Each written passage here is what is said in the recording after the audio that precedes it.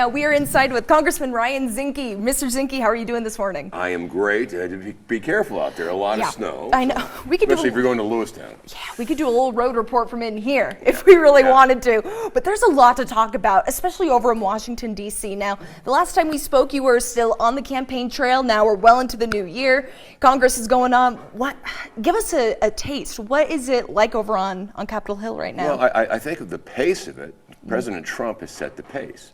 He's been in only office for 30 days. And look what's happened in 30 days. You have 10,000 troops in the southern border. And you got the Royal Mounties in the northern border. Venezuela will take back 300,000. El Salvador will take back as many as we send down there.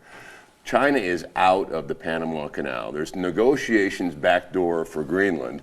And I don't think any of us ever thought about the Gaza golf course and resort. I mean, he's on fire in 30 days. Congress has to catch up. We're still struggling with the budget resolution. And for what a budget resolution is, it gives guidance to the committees on a budget. And it sets the tone, the pace of what's going to happen on reconciliation. It all comes down to this. It's a ledger. Is that you have tax extensions, and for Montana, inheritance tax, death tax is a big deal. If we don't have extensions, a lot of farms and ranches will go away because they don't have enough money to recapitalize. There's a lot in that tax package that needs to be extended, but it comes at a cost.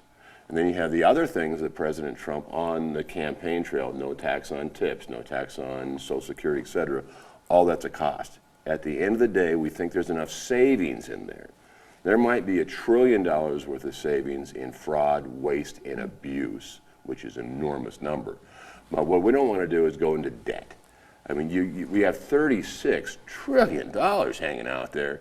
And look, we need to make sure the savings is there, the government is the right size, but we want to make sure we don't go in debt anymore doing it. So that's where the budget resolution is coming in. They're looking at the numbers.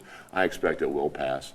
I expect we'll go forward. And there's a lot of new faces in D.C. right now, especially being sent from Montana. You have Junior Senator Tim Sheehy representing Montana, as well as Representative Troy Downing. Tell us a little bit about that new federal delegation from Montana. Well, there's 4 of us, and there's 3 combat veterans, 2 SEALs, and a son of a Marine.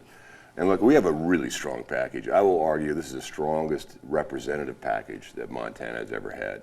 And look, if we can't get it done with us 4, it's just not going to happen. So, but Montana, our voice is going to be heard, and it is now. Steve Daines is now senior in that body. I'm senior. Troy Downey he's on the finance committee, which is great for his background. And Tim Sheehy, a football analogy, the kid can run a 4.140. Just let him go, and it's so nice to see someone young and energetic in the Senate body. I'm thrilled to death. And kind of talking more about some Montana headlines, kind of stepping away from Washington D.C.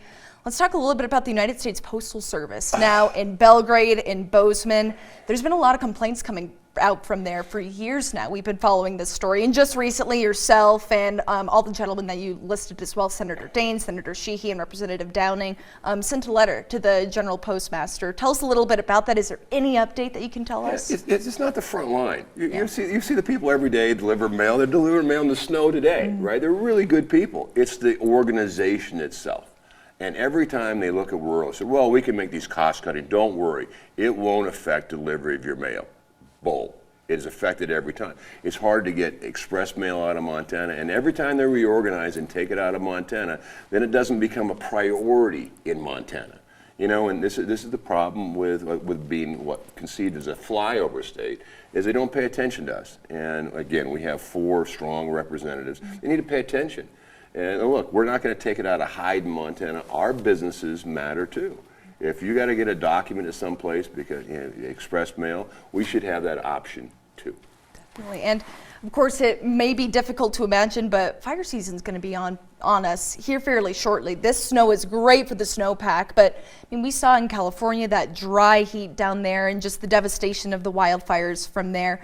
Tell us a little bit about different bills, different acts that you're interested in to potentially save some of Montana's wildlife from devastation. On the fire, there was concern that seasonal employees were not going to be hired. Now, we can say that there's a lot of problems within jobs.gov. The hiring should be more local, et cetera, et cetera. But I think we've solved that problem. The seasonals are back on. We're working through some of the concessionaries that support that logistics. But I think on seasonal, we'll be fine, the parks and the Forest Service. What I'm working on is our infrastructure. We always talk about affordable housing, but 40% of a cost of a house is permitting. And a lot of places like Sealy Lake doesn't have affordable housing in many cases because they don't have a sewer system. And they don't have a water. And you look at Montana's aging sewer systems and water. Evergreen is another example in the Flathead Valley. Everyone's on septic tank. So when it floods every 10 years, what happens is thousands and thousands of gallons gets dumped into Flathead Lake. And when you don't have infrastructure, the cost of housing goes up. And of course, interest rates.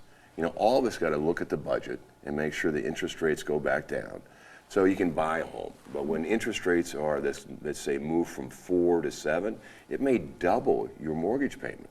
And then on, let's say, a $600,000 house, you may be spending $150,000 of that on permits. There's a lot of ways we can look at it. Infrastructure, though, and I'm talking at the county level. Little county bridges, the roads, the sewer systems. I'm going to focus on that this time and make sure we shore that up. Congressman Zinke, there's probably a dozen other things that we could talk about right now, but we're going to head off to a break. But thank you so much for joining us on Montana this morning. Well, you're real, and there's no problem I haven't seen that's not fixable. There we go. We're Americans. Come on, everybody. You go to the plate, right? Yep, that's the attitude I like to see. All right, we're going to take a short break. When we come back, Matt's going to have a look at that forecast.